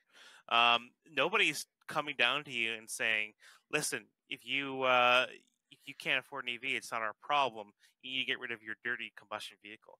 It's about saying we're going to try to make these as cheap as we can, so we can begin this transition now. Nobody's saying you must get rid of your vehicle. Nobody's saying you are at fault for the pollution in the world, and if you don't get rid of your vehicle, it's all your fault why global warming is happening. We understand, like, I've never met an environmentalist that has said, like, it's an individual's fault for climate change. It's about saying everybody lives in the society that we have. They adapt the best they can. They get cars. If they can't get cars, you go on the transit. The transit's not often clean enough, and they just try to live in the society. Nobody's at fault for that. It is the society that needs to change and accommodate to make sure that people are able to keep up with the changes that are happening. If you have a government that says everybody should get an EV, but it's not putting in the investment necessary to build up the infrastructure and help people buy these EVs, then you're not going to get anywhere. And unfortunately, we've seen that kind of attitude from several levels of government, where they say things akin to like, "Oh, we're gonna help everybody get an EV," blah blah blah, but they're not following it up with any sort of long-term infrastructure plan behind it. It's all about the status, and it's like, oh, get an EV, you get a green plate, and you look good, and then maybe you can use HOV lanes. Hybrids can't anymore, only electric vehicles, right? But where's the investment behind that? If you want people to make this change, you need to follow it up so that people are able to afford it. You can't just... Yeah, I agree. Okay, final topic, and I'll let you go. So your final one is addressing social inequity and institutional discrimination. that's a very wild, long topic. I don't know how much time you have exactly. I never stop talking, so I have time. But go ahead. Joe Rogan's 3.5 hours, so you're getting off lucky. Like, um, he's yeah. So over the pandemic, especially, I think everybody has been face to face with the fact that our society is not equal for a ton of people. Whether you are a cultural or racial minority, whether you're somebody that is, trans or non-binary, whether you are somebody that is of lower income, our society is not equal for a lot of people. And while there are obviously movements in every party, including the Tories, to try to change things and get people to an area where we are uh, at equality, the Greens view this as an issue of equity. Um, I'm sure a lot of your listeners know, and I'm sure you know, but the difference between equity and equality is equity makes sure that we can all see above the fence, while equality just makes sure that everybody might have a stool. It doesn't matter if you're lower down and you can't still see above the fence. You got one stool, you can go on. That's equal. We want to make sure everybody can actually reach the levels of access that everybody else does, no matter what their starting point is. And that includes, extra supports for people that are left behind by choices made by this government. Um, just to bring up Indigenous peoples, they are often left out of the conversation and left behind by a lot of government decisions, and it's treated like a hot potato between the province and the federal government. When we should all be working together as as Canada, as the colonial nation that rests on this land, to say that, we should be approaching Indigenous peoples and say, what do you need? How can we help you? Without reservation, because the way that these people have been treated is completely awful. We wouldn't accept this if, we were talking about, a European or white community. Drinking water has been a big topic here in Canada for a while, obviously. That was a big promise Trudeau made again out in 2015 about lifting all the boil water advisories. And they have been lifted, but it's been at such a slow pace that people are still sitting there wondering, why? Where is the investment? You're able to buy a pipeline that industry abandoned out west, but you can't make the proper investments to help Indigenous peoples lift the boil water advisories. In Ontario, I think we need a government and MPPs that realize uh, society is not equal. It's a valid ideal, but we need to go. We need to make a lot of investments and a lot more care to actually trying to finally get there. We can't slide back. We can't even let you. We can't take our eye off the ball in any way. As you see in the States, the moment you start to let things go is when you start getting things like, Roe v. Wade overturned, and crazy stuff like this that nobody thought would happen once the precedent came in. And it's insane, and it's important that we focus on making sure we build an equitable and sustainable Ontario for everybody that lives here and wants to come here. I'll defend. You make me defend the Trudeau government now. The buying of the pipeline, I think every government buys the pipeline, because what happens is there's 25 people in your office and they say, if we do not bail this company out of this pipeline that we've said they have the permits for and they can do, no one will invest $1 in Canada ever again at this scale. So you bail them out or we're finished. And you don't know how true that is, but it's scary enough that you're like, you know what I mean? I can see how the mentality will ricochet through these companies. You cannot trust the Canadian government to issue permits and to come through with their things. Why are we putting $1 billion into the wind if we cannot trust our? Which is a value. That's that's the only value argument I ever hear about Trans Mountain. I get it. No, there's another value argument. The value argument is you build this pipeline, you put hydrocarbon gas compression devices, liquefied natural gas, and this thing in Russia breaks out, and you're like, "Don't worry, Europe, we got you. Just give us a month." You know what I mean? And you have this. I mean, it sounds insane. I mean, they're going to have this caravan of liquefied natural gas ships. It sounds bizarre. Yeah, but they think they can do it, right? And if you built Keystone, for example, then we would have dark bitter crude our oil and Russia's oil is the same, right? So the reason why they're importing oil from Russia for gas, creating gasoline, is because those plants and those hydrocarbon stacks are designed to crack that one type of oil, and that oil only comes from us in Russia. So if you had the Keystone, they wouldn't import Russian oil. They just tell Russia to piss off right off the get go, right? Because we would provide into these gas plants. I didn't previously realize how serious an investment building one of these petro plants is. It's billions and billions of dollars, and you are locked in, buddy. Once it's there, you do not change it. It's got its 40-year time horizon, and you have to stay, because this was the always the confusion. Why is the United States importing oil and exporting oil at the same time, right? It does, yeah. But the fact that you can create these different stacks, so I'll defend them as ignoring, if tomorrow Elon Musk develops a device that for $5 takes a ton of carbon out of the air and drops it in a cube on your desk and you make bricks with it, which he's working on. Tomorrow you'll be like, why don't we do that Trans-Canada pipeline? We can sell as gas to the Europeans. They want to buy it. They want off Russia.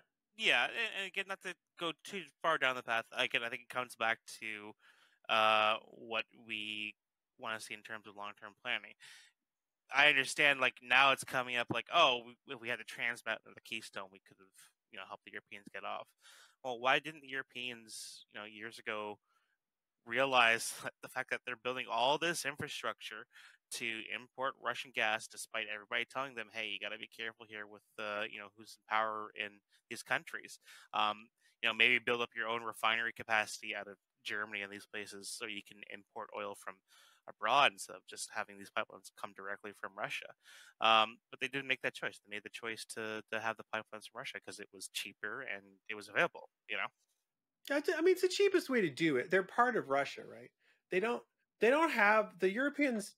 The Europeans do not have the same mode of Russia. We can just decide it's some alien country. It's right there. It's with them. They all have this interlocked history. The Prince of so and so was the. It's more fractured and fractious siblings than a completely different continent of people that we don't need to think about. They're like, we think about these people all the time. The border goes through. So I can see how from their perspective, they're like, this supports German industry. This produces, cheap parts out of Germany, which is the big, complaint now, right? And so this is the cheapest way to get gas. It keeps us competitive with the Chinese, high standard of living. We got to employ these people. 1 million people from the Middle East just washed up on the door in Germany. How's all that getting paid for? This might not be the time to, to be all sort of brave and puffed up. So listen, now, is it an idiotic strategic move as it occurs to you right now? Yes, it is. But the thing is, they knew, like, people warned them in the past that, listen, you invest in this now and you don't make alternative investments. If a situation happens where there's Russian aggression, you're going to be stuck. You're going to be between a rock and even a hard place. And what are you going to do? And now this is why they're going to fold. They're folding Germans, right now. Exactly. Yeah. This is why we see the Germans scrambling to try to cut off, Russian gas and trying to find alternative sources, making deals with different countries that have their refinery capacity, like Spain and Portugal and these places, because they didn't invest earlier. Now they're stuck, which is, that's the whole green philosophy, is to say, if we invest now, we don't have to worry about these problems in the future, or we're going to be prepared for these problems in the future, rather than reacting, which is what a lot of governments do. They're always just kind of reacting to crises as they come, despite being warned prior to that, hey, maybe you should watch out for this kind of thing. I mean, you see that with climate change. Climate change has been a known issue for decades, since before I've been alive. And everybody's just now kind of reacting to it. Like, oh my gosh, 1.5 degree warming. What are we going to do? We got to get all this stuff down now. Well, if you made the investments earlier, we wouldn't be having to worry about it, right? But people wanted to. I don't think that's quite fair, because the delay is buying you something. If you really tried to buy all those solar panels at Gareth Williams style prices, right, versus now, there's an efficiency to now. I'm almost sure that's true, right? And so it's not that the delay bought bought you nothing, right? It buys you cheaper solar panels that now have a 20-year, you know, 20-year life to them, right? So I wouldn't go so far to say it's completely nuts to sit there and say, we're going to try and go. I just think all of these things are just complicated ratios, right? How aggressive do you want to be with electric cars without screwing people over? How aggressive do you want to be with changing energy without screwing people over? The second you get to screwing people over, you got to really be careful, right? Because it's I think legitimately that when people feel they're screwed over, they don't have to do nothing. They can start, at most places in the world, when the gas gets too expensive, there are riots, just Yes. straight out street riots. So that's what's going to happen. I think if you keep putting pressure on people and pressure on people and pressure people, and you squeeze them and you crush them, you don't know what they're going to do, but you're not going to like it when you see it. I don't think people sit quietly in their house and there's electricity, 23 hours a day, and the heater only runs for an hour. You know what I mean? The if you have the vision of conservation, there's two types of conservation. There's conservation, which is the same thing, only cheaper. Electric cars are that, right? It's not hurting any. Once you've got your electric car driving around, like, this thing works better, right? Don't have to waste time at the gas station, right? And then there's conservation, which you attempt to restrict what somebody's doing, right? You say, "Oh, I'm going to meddle with people. I'm going to make electricity should be really expensive. If more expensive it gets, the more people will, react to it and whatever." But I am just deeply, deeply skeptical that anything you do that drives people to say my kids will use less total energy than me, that's not worth doing. I don't think it's going to happen. There's this guy that had this thing, and he had this big procedure. He goes, from the time of Rome on, you can see that each progressive generation in the West is using more and more energy per person. It's like almost our calling card. And now you have 500-watt, 800-watt power supplies in computers. You know what I mean? If you I don't imagine there's, a day in which the power, I mean, they're getting better at computation per watt. They're not ignoring the computation per watt problem. But the average person in the West who feels rich is going to use, more computation, more power. And so on this level of access of conserve, this is my point. I'm willing to have your high density community if people want to live there, if they like living there, if they can go to a bar, they can go to a club. If you build Paris, for example, which is a place that people like to be, my only problem is Burlington holds 7 downtown Parises. So that's quite the amount of people you're imagining to get that kind of density. And if you can concentrate to make it better and they want to do it, I'm all for it. If you start driving me into solutions where it's like, oh, don't worry, we'll solve it through privation, then I'm like, there's no point in barking down that road because people won't accept it. And then some guy just gets to put their hand up and say, there's an easy solution. You want more Burlington? Just build more of it. Yeah. Do you really care about this green space, which can be framed at this time like the following? Okay, so the whole plan is really we create the green belt, which is a beautiful land of estate homes for the rich, and then Burlington and the rest becomes the gray belt for the people that can't love this bucolic, lovely, tree-lined, incredibly protected space where they're, living these lives away from traffic and sirens and whatever, right? That transition, which I think happens quite quickly if people are like, you are right. I am getting screwed. There is nowhere for my place to live. I can't afford a car. I think the solution to all this is to not to tell like individuals or families or whatever to say like you need to change, et cetera, et cetera. It's to build up through government, through markets, and through whatever the infrastructure and the capability to allow for change to happen.